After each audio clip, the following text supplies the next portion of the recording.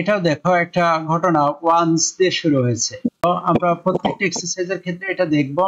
প্রথমে একটা দুইটা সেন্টেন্স পড়লেই আমরা কিন্তু একটা ক্লিয়ার ইন্ডিকেশন পাবো টাইমের, যে যদি এটা সব সময়ের কথা বলে তাহলে সেটা আমরা প্রেজেন্ট সিম্পল টেন্সে করব, যদি অতীতের কথা বলে তাহলে আমরা পাস্ট সিম্পলে করব। যে পাস্ট সিম্পল মানে অধিকাংশ ভার্বের পাস্ট ফর্ম, প্রেজেন্ট সিম্পল মানে অধিকাংশ ভার্বের প্রেজেন্ট ফর্ম।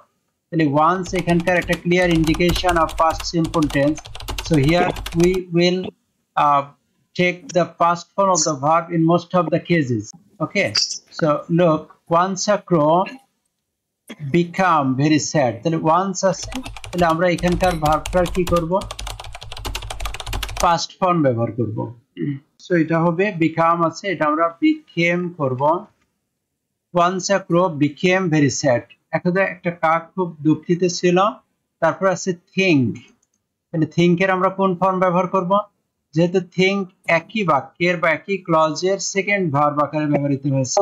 আমরা এই যে 10টা কমন রুলের ভিতরে বলেছিলাম যে একটি বাক্যে বা একটি ক্লজে যদি একাধিক ভার্ব থাকে তাহলে দ্বিতীয় ভার্বের সাথে আমরা আইএনজি যোগ করব। সো think এখানকার second verb, so we should add ING with the verb think, so it will be thinking as it is used as a second verb.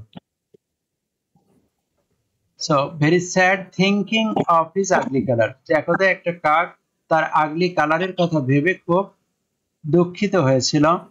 he always thought of হচ্ছে এখানকার preposition. So প্রিপোজিশনের পরে আমরা যখনই কোনো verb ব্যবহার করি সেই ক্ষেত্রে আমরা ভার্বের সাথে আইএনজি যোগ করি, এটা একটা কমন রুল তোমাদেরকে বলা হয়েছিল। So it will becoming, thought of becoming beautiful, but he find out anyway, কিন্তু সে কোনো উপায় খুঁজে পেল না। এখানে কিন্তু নট কথাটা নাই, কিন্তু অ্যাকর্ডিং টু দ্য মিনিং তোমাকে কিন্তু এখানে নট কথাটা যুক্ত করতে হবে।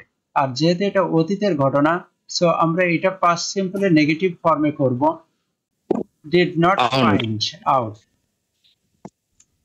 সো এটা হবে but he did not find out anyway, সে কোনো উপায় খুঁজে পেল না।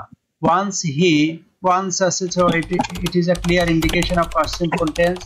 So get will be got here, যেহেতু পাস্ট ফর্মে আমরা করছি, সো এটা হবে got.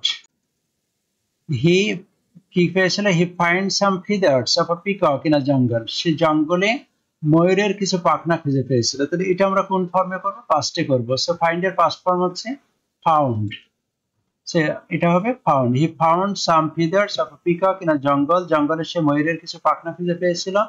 he not miss the chance, তার মানে সে সুযোগটা হারাতে চায়নি। এটা তো সেই অতীতেরই গল্পটা এখানে তুলে ধরা হয়েছে।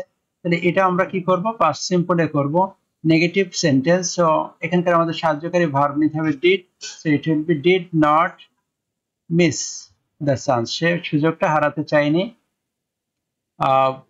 he dash take the feathers, তাহলে কি করলো, সে ফিদার গুলো নিল। তাহলে এখানে took এর পাস্ট ফর্ম ব্যবহার করব, যেহেতু পাস্ট সিম্পলে হচ্ছে।